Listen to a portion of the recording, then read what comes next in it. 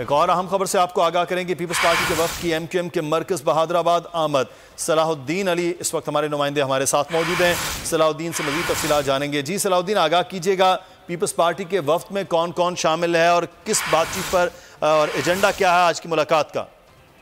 जी बिल्कुल, peoples party का वफ्द जो है आज एमक्यूएम के आर्जी मरकज बहादुराबाद पर पहुंचा है। पीपल्स पार्टी के वफ्द में सईद गनी, वकार मेहंदी और ताज हैदर शामिल हैं, जबकि एमक्यूएम की जानिब से जो वफ्द है उसमें फैसल सब्जवारी, ख्वाजा इज़हारुल हसन, मोहम्मद हुसैन और जावेद हनीफ जो है वो इनसे बातचीत कर रहे हैं।